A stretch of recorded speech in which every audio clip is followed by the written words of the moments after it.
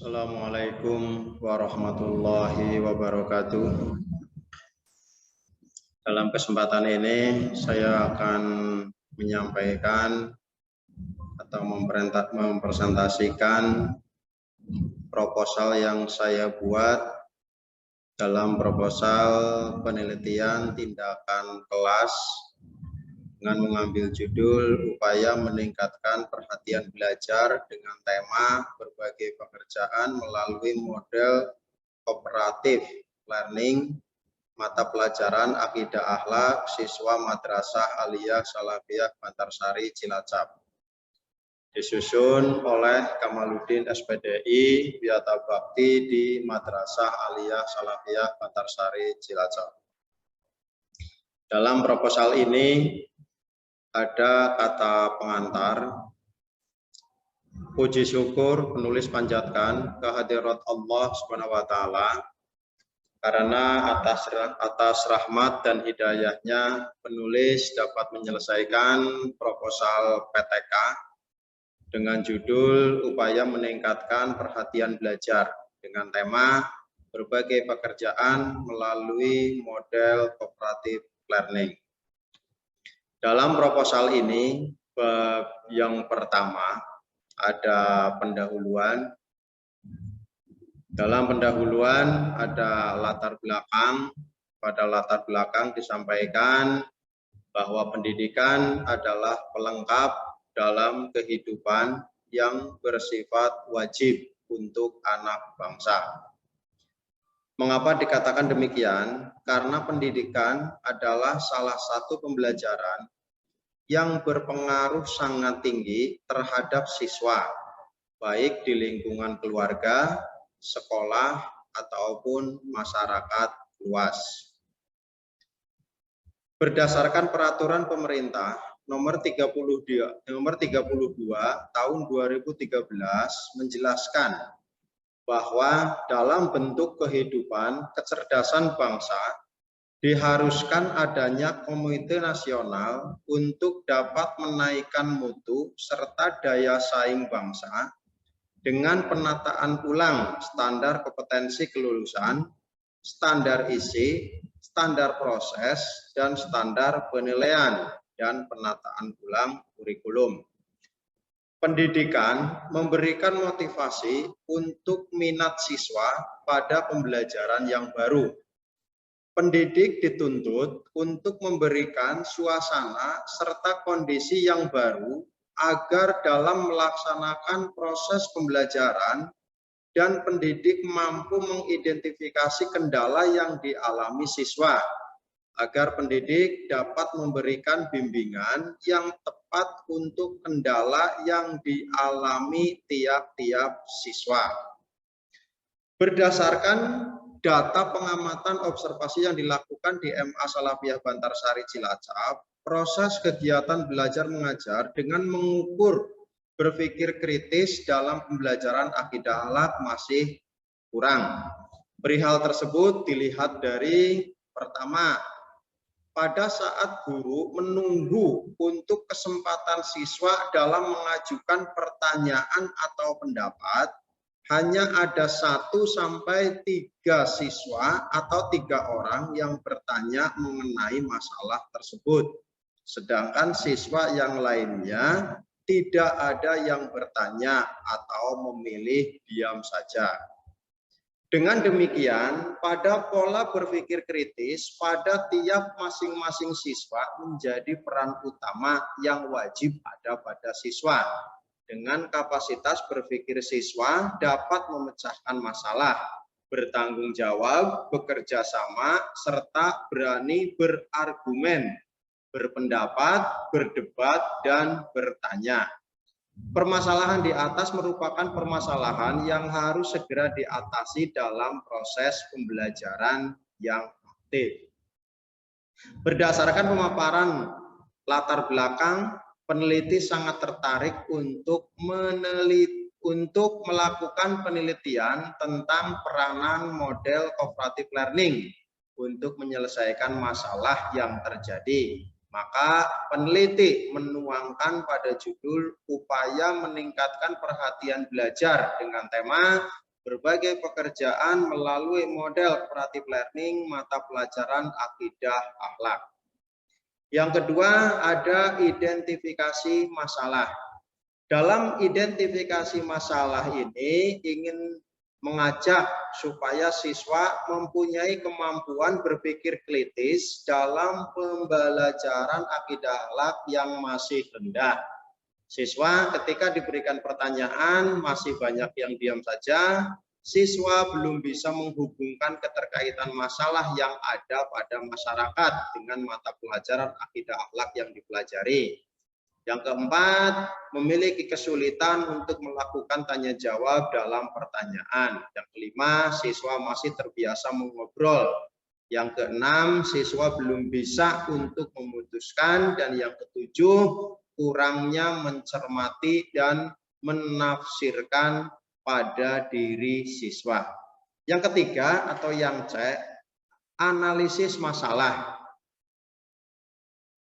Yang pertama, pada saat guru menunggu untuk kesempatan siswa dalam mengajukan pertanyaan atau pendapat, hanya ada 1 siswa sampai 3 siswa yang bertanya mengenai masalah tersebut. Sisanya tidak ada yang bertanya dan memilih diam saja. Yang kedua, siswa belum bisa menghubungkan keterkaitan masalah yang ada pada masyarakat dengan materi akidah akhlak. Yang ketiga, siswa masih terbiasa mengobrol saat pelajaran akidah akhlak. Hal ini dipengaruhi pada tingkat kemampuan berpikir kritis ketika guru bertanya pada siswa tersebut karena kurang memperhatikan pelajaran di kelas. Yang keempat, ketika guru memberikan pertanyaan kepada siswa mengenai konflik atau permasalahan pada lingkungan sekitar, siswa belum bisa memutuskan kausalitas atau sebab akibat pada konflik permasalahan yang diberikan oleh pendidik. Yang keempat atau yang kedua itu ada rumusan masalah. Berdasarkan pada latar belakang rumusan masalahnya pada siswa MA Salafiyah Bantarsari Cilacap, yang pertama, bagaimana peranan pembelajaran akidah akhlak pada model cooperative learning di MA Salafiyah Bantarsari Cilacap. Yang kedua, bagaimana pelaksanaan pembelajaran akidah akhlak pada model cooperative learning. Yang ketiga, bagaimana hasil peningkatan kemampuan berpikir kritis siswa dalam penerapan pembelajaran akidah akhlak pada model cooperative learning. Yang keempat, bagaimana hambatan yang dihadapi oleh siswa maupun guru serta yang dilakukan dalam penerapan pembelajaran akidah akhlak pada model cooperative learning. Yang E, tujuan penelitian. Dalam tujuan ini, berdasarkan pada latar belakang dan rumusan masalah, penelitian bertujuan untuk mengetahui hasil peningkatan kemampuan berpikir kritis siswa melalui pembelajaran. Khususnya tujuan penelitian ini untuk mengetahui yang pertama, mendeskripsikan perencanaan penerapan cooperative learning pembelajaran mata pelajaran akidah akhlak. Yang kedua, mengidentifikasi pelaksanaan penerapan model cooperative learning. Yang ketiga, menjelaskan hasil peningkatan kemampuan berpikir kritis siswa dalam penerapan model cooperative learning. Yang keempat, menjelaskan hambatan yang dihadapi oleh siswa maupun guru serta upaya yang dilakukan pada penerapan model cooperative learning pembelajaran akidah akhlak siswa Madrasah Aliyah Salafiyah Bantarsari. Yang F, manfaat penelitian. Dari manfaat penelitian ini ada beberapa manfaat, diantaranya manfaat dari segi teori. Secara teoritis, peneliti menjelaskan secara detail dan merinci mengenai penerapan model cooperative learning untuk peningkatan kemampuan berpikir kritis siswa dalam pembelajaran akidah akhlak di Madrasah Aliyah Salafiyah Bantarsari. Yang kedua, ada manfaat dari segi praktik. Ada 3 manfaat dari segi praktik. Yang pertama, manfaat bagi siswa, di mana diharapkan dengan adanya penelitian ini, siswa bisa meningkatkan kemampuan berpikir kritis, sehingga siswa terbiasa dan mampu untuk memecahkan masalah serta pendapat di dalam pembelajaran. Yang kedua, manfaat bagi guru. Di sini guru dapat menjadikan pembelajaran sebagai alternatif guna meningkatkan kemampuan berpikir kritis dan dapat meningkatkan motivasi belajar. Yang ketiga, bagi sekolah atau madrasah, yaitu dapat dijadikan sebagai referensi baru untuk program yang berkenaan dengan peningkatan kemampuan berpikir kritis melalui media. Dalam bab yang kedua, ada kajian pustaka. Yang pertama ada hipotesis tindakan. Salah satu faktor yang mempengaruhi keberhasilan pembelajaran adalah penggunaan metode pengajaran yang tepat dan sesuai dengan materi yang akan diajarkan. Yang kedua, ada model pembelajaran cooperative learning. Model pembelajaran. Istilah model sudah sering digunakan dalam berbagai bidang kehidupan, termasuk pendidikan. Model dapat diartikan sebagai bentuk, namun juga dapat diartikan sebagai contoh. Dalam pembelajaran, model memiliki peranan yang penting, yakni sebagai petunjuk dan pedoman dalam pelaksanaan pembelajaran. Model dalam pembelajaran merupakan suatu rencana atau pola yang dapat digunakan sebagai landasan praktik pembelajaran guna memberikan petunjuk pada guru tentang prosedur dan tujuan pembelajaran yang ingin dicapai. Yang kedua, model pembelajaran kooperatif, yang mana inovasi dalam pembelajaran di sekolah diperlukan guna meningkatkan mutu pembelajaran yang dilakukan. Salah satu inovasi yang dapat dilakukan oleh guru adalah dengan menerapkan model pembelajaran kooperatif. Pembelajaran kooperatif merupakan model pembelajaran dengan menggunakan sistem pengelompokan atau tim kecil, yaitu antara 4 sampai 6 orang yang memiliki latar belakang kemampuan akademik, jenis kelamin, ras, atau suku yang berbeda. Yang C atau yang ketiga, hasil belajar. Pengertian hasil belajar merupakan bagian terpenting dalam pembelajaran. Hasil belajar dapat dilihat melalui kegiatan evaluasi yang bertujuan untuk mendapatkan data pembuktian yang akan menunjukkan tingkat kemampuan siswa mencapai tujuan pembelajaran. Hasil belajar sebagai salah satu indikator pencapaian tujuan pembelajaran di kelas, tidak terlepas dari faktor-faktor yang mempengaruhi hasil belajar itu sendiri. Adapun faktor yang mempengaruhi hasil belajar diantaranya, yang pertama faktor internal yang ada dalam diri individu yang sedang belajar, seperti faktor jasmani dan faktor psikologis. Yang kedua ada faktor internal, adalah faktor yang ada di luar individu yang meliputi faktor keluarga, faktor sekolah, dan faktor masyarakat. Yang ketiga itu ada definisi operasional. Model pembelajaran Victor and Victor adalah satu-satu jenis model pembelajaran kooperatif dengan menggunakan urutan gambar untuk membantu peserta didik dalam menguasai materi pembelajaran. Bab yang ketiga ada pelaksanaan penelitian. Dalam pelaksanaan penelitian ini, yang pertama ada metode penelitian, yang mana penelitian tindakan kelas adalah penelitian yang dilakukan oleh guru dalam kelasnya sendiri, melalui refleksi sendiri, dengan tujuan untuk memperbaiki kinerjanya sebagai guru, sehingga hasil belajar siswa menjadi meningkat.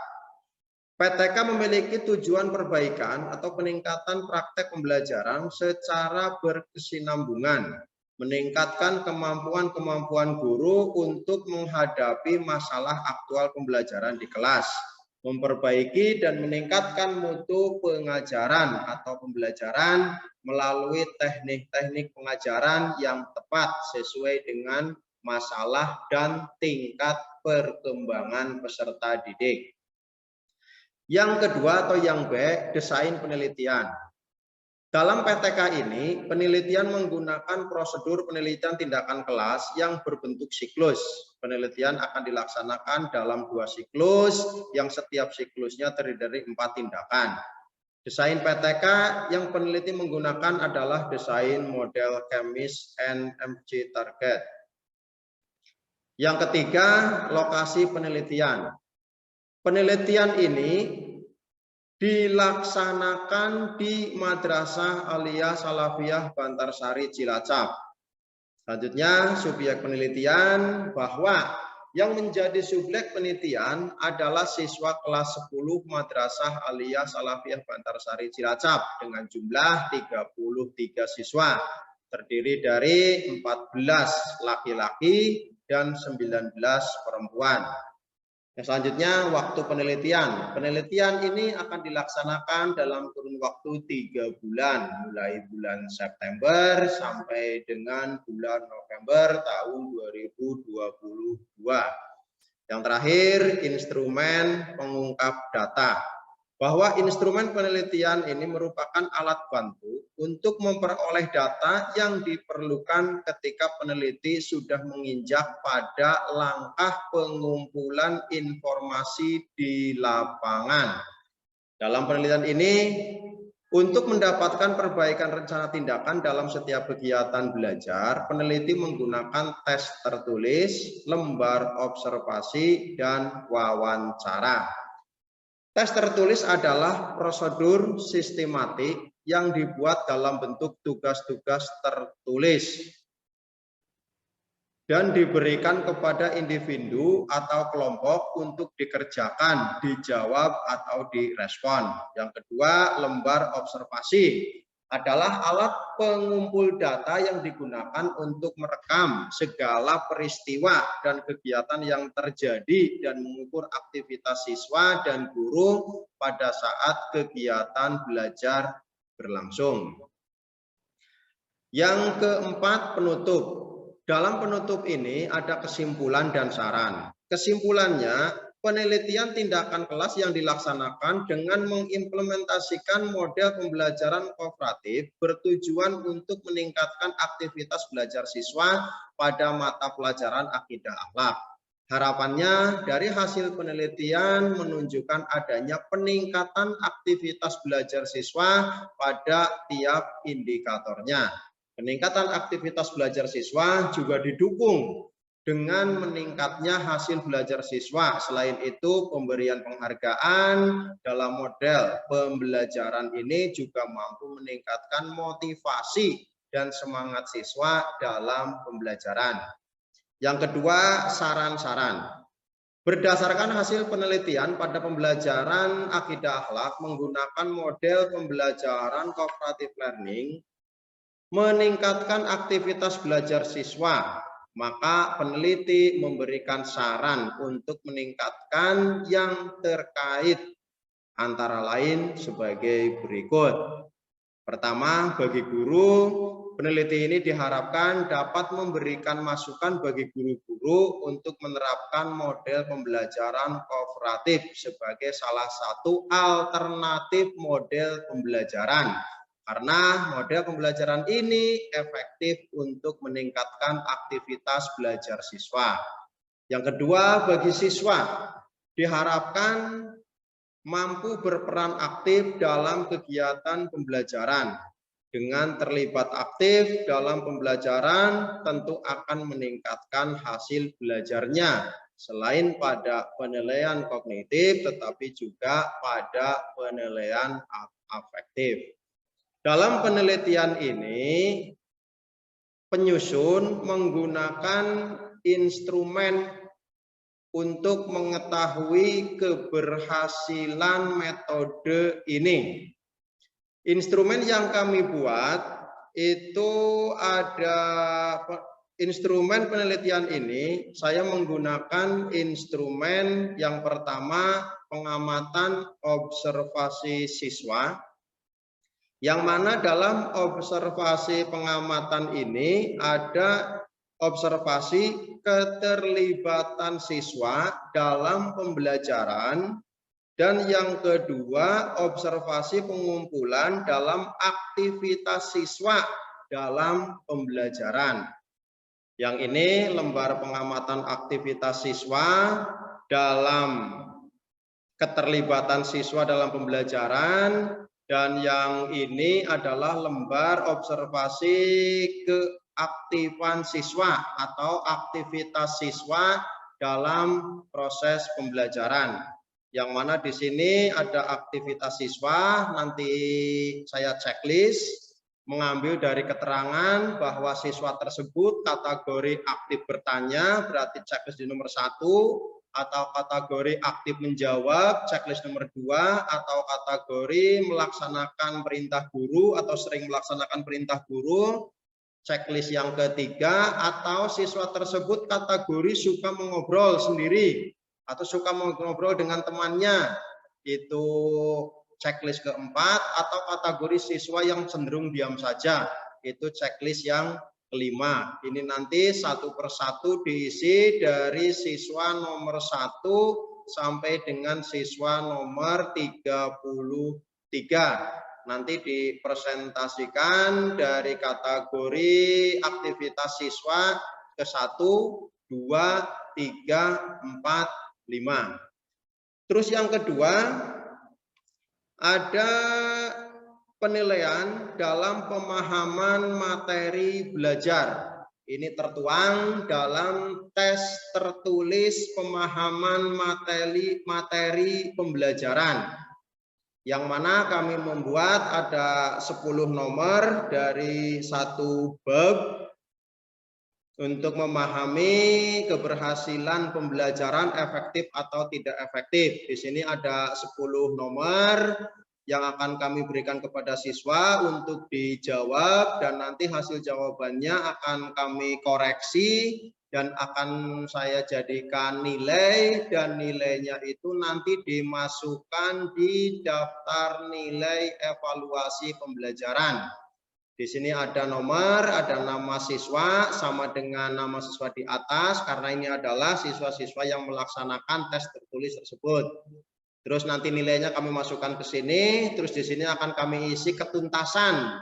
Ketika di atas nilai minimal berarti kategori tuntas, ketika di bawah nilai minimal berarti kategori tidak tuntas. Nanti sampai bawah, nah di sini nanti ada jumlah nilainya itu berapa, rata-ratanya itu berapa, siswa yang nilai yang paling rendah itu nilai berapa, nilai yang paling tinggi itu nilai berapa, jumlah siswa yang tuntas itu mengambil dari ketuntasan itu ada berapa, jumlah siswa yang belum tuntas itu ada berapa, terus persentase ketuntasan itu berapa persen dari jumlah siswa yang ada persentase yang belum tuntas itu berapa persen dari jumlah siswa yang ada. Ini adalah nilai siklus pertama. Dan akan ada nilai siklus kedua dalam beberapa waktu yang akan datang untuk mengetahui hasilnya dari tes yang sama tersebut. Ketika nilai siklus kedua itu lebih tinggi daripada nilai siklus pertama, berarti kategori metode pembelajaran itu berhasil. Tetapi sebaliknya, ketika nilai siklus kedua itu kok lebih rendah daripada nilai siklus pertama, itu berarti kategori belum berhasil. Dan apabila siklus kedua masih sama dengan siklus pertama, maka nanti akan dilaksanakan siklus kedua untuk membuktikan bahwa metode tersebut berhasil atau tidak berhasil. Terima kasih, itulah proposal PTK yang saya buat. Segala hilaf mohon maaf, saya akhiri. Wabillahi taufiq wal hidayah. Assalamualaikum warahmatullahi wabarakatuh.